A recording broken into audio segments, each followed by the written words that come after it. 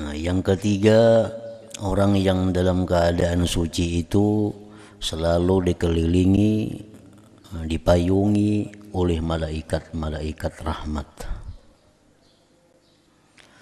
Orang yang dalam keadaan suci itu dia terhindar dari banyak maksiat.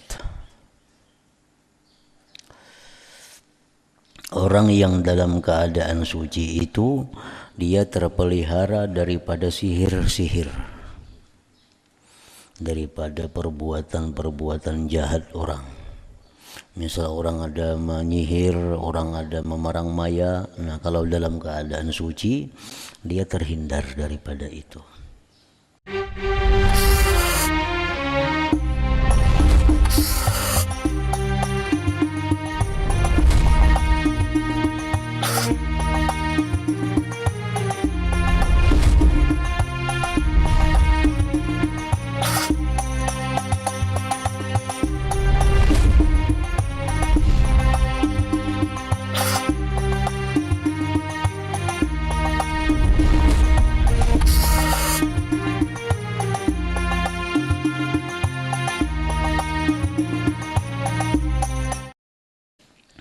Bismillahirrahmanirrahim.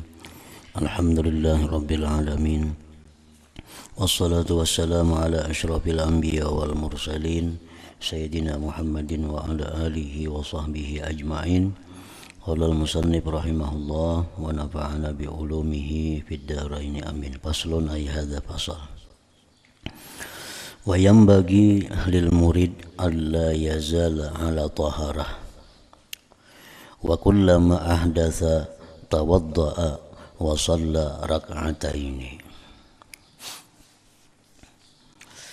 Dan semestinya bagi seorang yang menghendaki kedekatan dengan Allah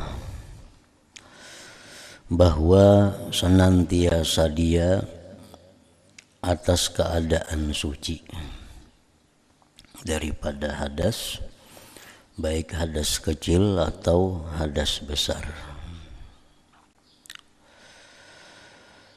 Wa kullama ahdatsa, dan apabila dia berhadas, tawadda'a, maka berwudu'lah, wa shalla raka'atain, dan sembahyang 2 rakaat.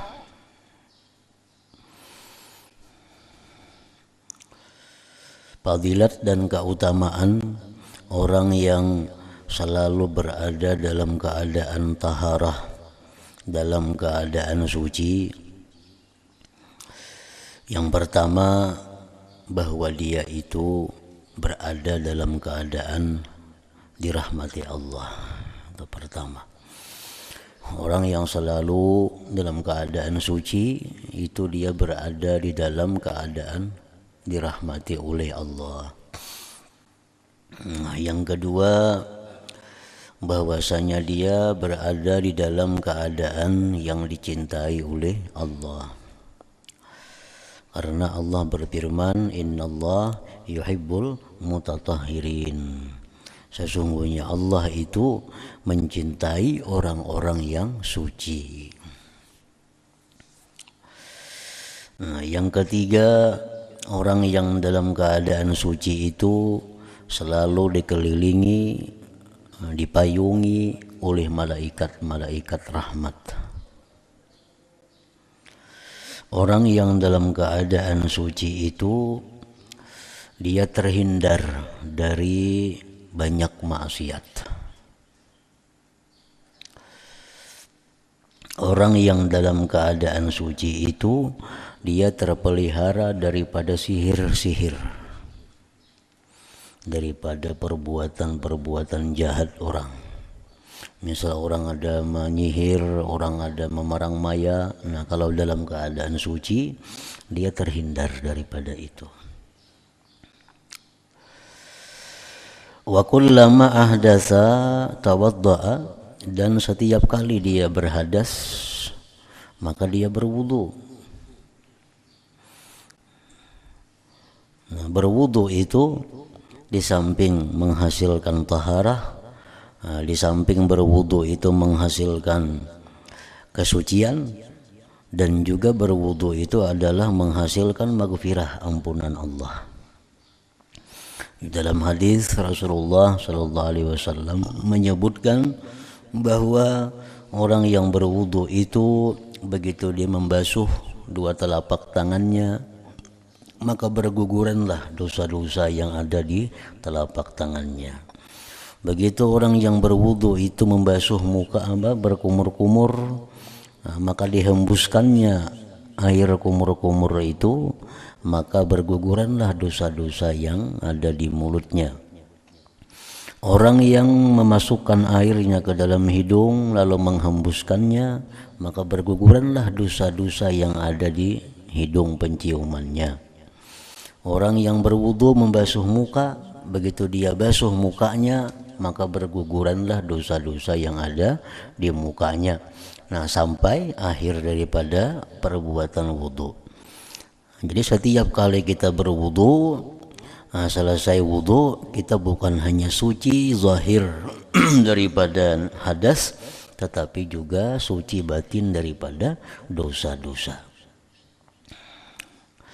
Wa shalla rak'ataini, dan sesudah berwudu itu sembahyang 2 rakaat. Sembahyang 2 rakaat. Sembahyang 2 rakaat itu disebut dengan sunnatul wudu. Nah, sunat wudu. Sunat wudu itu hasil dikerjakan dengan sembahyang apapun.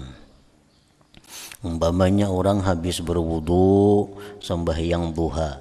Nah, maka sembahyang duha itu sekaligus sembahyang sunat wudu. Orang yang berwudu kemudian sembahyang istikharah umpamanya.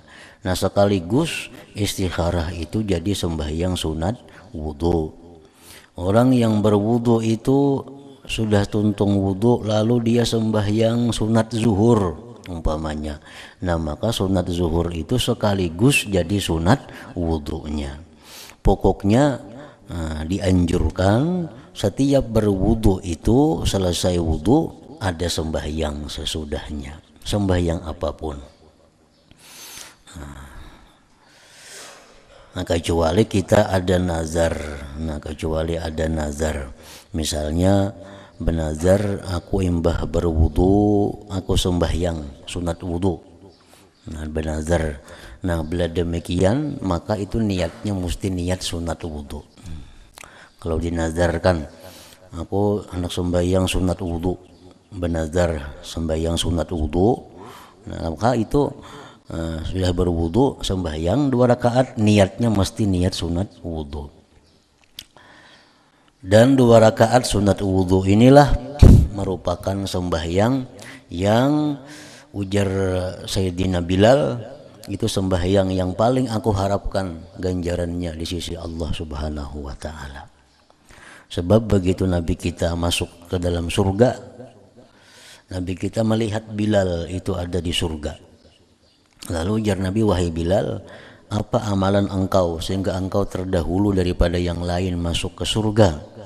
Bilal mengatakan bahwa setiap aku berwudu, aku iringi dengan sembahyang 2 rakaat.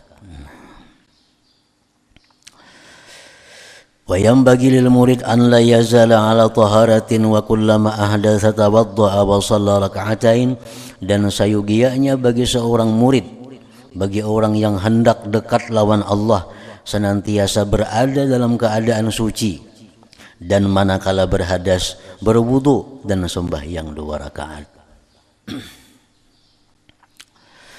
Wa in kana mutaahhila, dan jika dia mempunyai keluarga, artinya jika dia mempunyai istri, wa ata ahlahu, dan menggauli istrinya, fal yubadir bil igtisal minal janabati bil waqti, maka hendaklah dia bersegera dengan mandi daripada janabah pada waktu itu, wala yamkusu junuba, dan dia tidak berdiam dalam keadaan junub. Nah, karena berdiam dalam keadaan junub itu berdiam dalam keadaan yang dijauhi oleh para malaikat rahmat. Dan manusia bila mana jauh daripada malaikat rahmat, maka tentu lawanannya adalah dikelilingi oleh syaitan.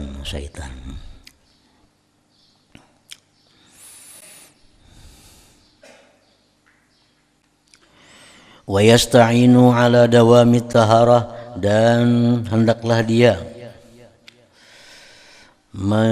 meminta pertolongan atas bisa kekal suci, biqillatil akli, dengan sedikit makan. Artinya kayak apa caranya supaya jangan tapi pembatal wudhu itu.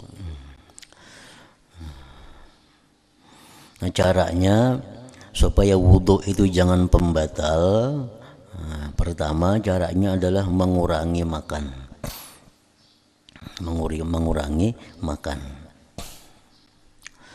Fa innal ladzi yukthirul akla, karena orang yang memperbanyak makan, yaqaulahul hadatsu katsira, maka jatuhlah baginya hadas itu banyak.